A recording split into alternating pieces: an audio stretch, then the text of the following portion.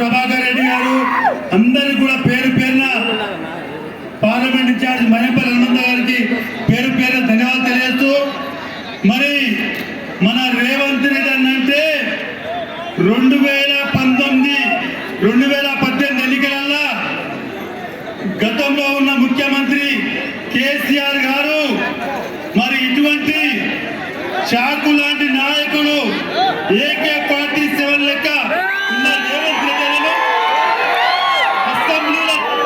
అసెంబ్లీలో చూడొద్దు అని కేసీఆర్ అనుకొని కొడంగల్ ఒడగొడితే మల్కాజ్గిరి టికెట్ తీసుకొని రేవంత్ అన్న రాగానే మల్కాజ్గిరి ప్రజలు కుత్బుల్లాపూర్ కాన్స్టిట్యూన్సీ మా సొంత అన్న వచ్చిండు ప్రజా గొంతుగా కేసీఆర్ అన్యాయాన్ని ఎండగొట్టాలంటే కేసీఆర్ అన్యాయాన్ని ఎదిరించాలంటే ఒక రేవంత్ అని చెప్పి అందరూ కులాలకు ప్రాంతాలకు పార్టీలకు అతీతంగా మరి ఓటేసి గెలిపించి ఢిల్లీ పంపించిన ఘనత ఈ మల్కాజ్గిరి ప్రజలని చెప్పి మరొకసారి నేను మనవి చేస్తూ ఉన్నాను.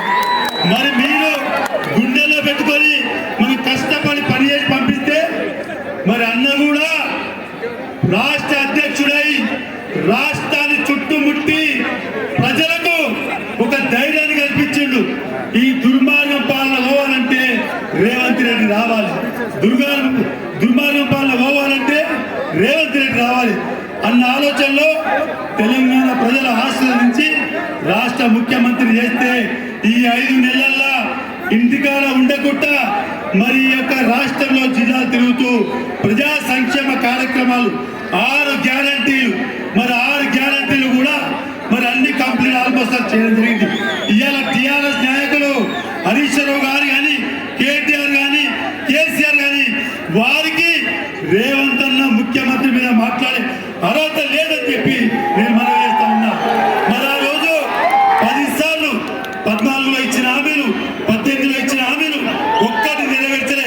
మరి తలకాయ ఎడబెట్టుకుంటారు ముఖ్యమంత్రి గారిని అడిగే అర్హత లేదని చెప్పి నేను మీకు తెలియజేస్తూ నేను మన ముఖ్యమంత్రి అన్నను రేవంత్ అన్నను కొంపల్లి మున్సిపాలిటీ కన్నా ప్రత్యేకంగా ఒక 25 కోట్లు మీరు శాంక్షన్ చేయాలని చెప్పి మున్సిపాలిటీ వాళ్ళ తరఫున అదేవిధంగా గుండిగల్ మున్సిపాలిటీ కూడా ఒక 25 కోట్లు నిజాంపేట్ కార్పొరేషన్ కూడా మరి గతంలో కలుసు అని చెప్పారు వాళ్ళకు కూడా ఒక 25 కోట్లు మీరు ప్రత్యేకంగా శాంక్షన్ చేయాలని చెప్తూ ఇవాళ ఏ ఊపుతో వచ్చారో 13 తారీఖు దాకా చెయ్యి గుర్తు మీద ఓటేసి రేవంత్ అన్న రాష్ట్రంలో 14 సీట్లు అంటుండు.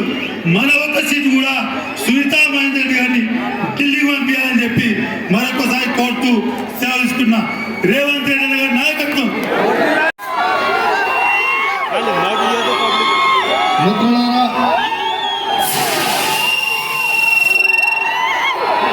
కాంగ్రెస్ పార్టీ శ్రీమతి సోనియా గాంధీ గారు, శ్రీ మల్లికార్జున్ ఖర్గే గారు, శ్రీ రాహుల్ గాంధీ గారు మల్కాజ్గిరి పార్లమెంట్ నియోజకవర్గ కాంగ్రెస్ పార్లమెంటు అభ్యర్థిగా పట్నం సునీతా మహేందర్ రెడ్డి గారిని ఈ ఎన్నికల బరిలో దించితే కార్యక్రమ అధ్యక్షత మిత్రుడు హరివర్ధన్ రెడ్డి గారు వహించి హనుమంత్ రెడ్డి గారు, శ్రీశైలం గౌడ్ గారు, భూపతి రెడ్డి గారు, మా సోదరుడు మాజీ శాసనసభ్యులు మైనంపల్లి హనుమంతరావు గారు, మాజీ మంత్రివర్యులు శాసన మండలి సభ్యులు చీఫ్ విప్ పట్నం మహేందర్ రెడ్డి గారు, మేడ్చల్ మల్కాజ్గిరి జిల్లా పార్టీ నాయకులు, మండల పార్టీ నాయకులు, డివిజన్ పార్టీ అధ్యక్షులు, బస్తీల నాయకులు, ప్రాణ సమానులైన కాంగ్రెస్ పార్టీ కార్యకర్తలందరూ వేలాదిగా ఇక్కడికి వచ్చి, ముఖ్యంగా మా ఆడబిడ్డలు కూడా చాలా మంది ఇంత ఆలస్యమైనా సునీతమ్మను ఆశీర్వదించడానికి ఎన్నికల్లో గెలిపించడానికి విచ్చేసిన మీకు అందరికీ మనస్ఫూర్తిగా ధన్యవాదాలు తెలియజేస్తున్న మిత్రులారా కూన శ్రీశైలం గౌడ్ గారు చెప్పినట్టు 2018లో ఆనాడు చంద్రశేఖరరావు గారు కక్ష కట్టి 1000 మంది పోలీసులను పెట్టి కొడంగల్ శాసనసభ నియోజకవర్గంలో అర్ధరాత్రి నా ఇంటి తలుపులు బద్దలు కొట్టి పోలీస్ స్టేషన్లో నిర్బంధించి ఆ ఎన్నికల్లో నన్ను ఓడించడం జరిగింది. అందరూ అనుకున్నారు, శత్రువులు సంతోషపడ్డారు, రేవంత్ రెడ్డి పని అయిపోయిందని. కానీ 3 నెలలు తిరిగే లోపలనే మళ్ళీ కాంగ్రెస్ పార్టీ మల్కాజ్గిరి పార్లమెంట్ ఎన్నికల బరిలో దించుతే వేలాది మంది కాంగ్రెస్ పార్టీ కార్యకర్తలు కేవలం 20 రోజుల్లోనే తమ రక్తాన్ని చెమటగా మార్చి భుజాలు కాయలు కాసేలా ఈ 3 రంగుల జెండాను మోసి ఆనాడు మా కాంగ్రెస్ పార్టీ కార్యకర్తలతో పాటు మా కమ్యూనిస్టు సోదరులు, సిపిఐ నాయకులు, సిపిఎం నాయకులు, కోదండ రామ్ గారు తెలంగాణ జనసమితి అండగా నిలబడి ఆ ఎన్నికల్లో నన్ను గెలిపించడం జరిగింది.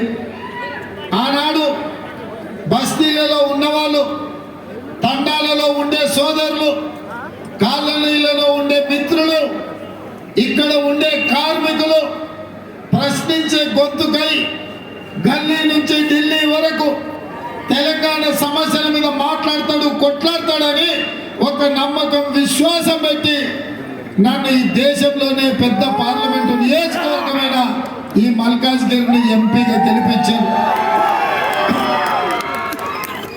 మీరిచ్చిన అండ, మీరిచ్చిన బలంతో వెనక్కి తిరిగి చూడకుండా ప్రశ్నించే గొంతుకై మన రాష్ట్ర సమస్యల్ని పార్లమెంటులో లేవనెత్తుతూ సోనియా గాంధీ గారి ఆశీర్వాదంతో కాంగ్రెస్ పార్టీ అధ్యక్షుడిగా ఈ రాష్ట్ర బాధ్యతలు చేపట్టిన ఆ రోజు నుంచి దాదాపుగా 2.5 సంవత్సరాలు తండాలలో, గూడాలలో, మారుమూల పల్లెల్లో దళితుల మధ్య, గిరిజనుల మధ్య, ఆదివాసీల మధ్య, మైనారిటీల మధ్య, మహిళల మధ్య, విద్యార్థుల మధ్య, నిరుద్యోగుల మధ్య, ఉద్యమకారుల మధ్య ఈ తెలంగాణ రాష్ట్ర సమస్యలు తెలుసుకుంటూ చంద్రశేఖరరావు గారిని ప్రశ్నిస్తూ టిఆర్ఎస్ ను నిలదీస్తూ అహర్నిశలు రోజుకు 18 గంటలు మీకోసం మీ మధ్య నుండి కొట్లాడిన.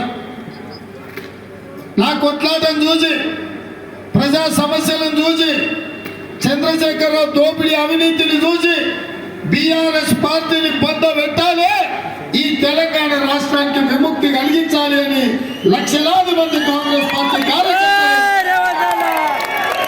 తెలంగాణ సమాజం అంతా కదలి వచ్చి బీఆర్ఎస్ ను పొందబెట్టి కాంగ్రెస్ పార్టీని గెలిపించి ఇందిరమ్మ రాజ్యాన్ని తీసుకొచ్చింది.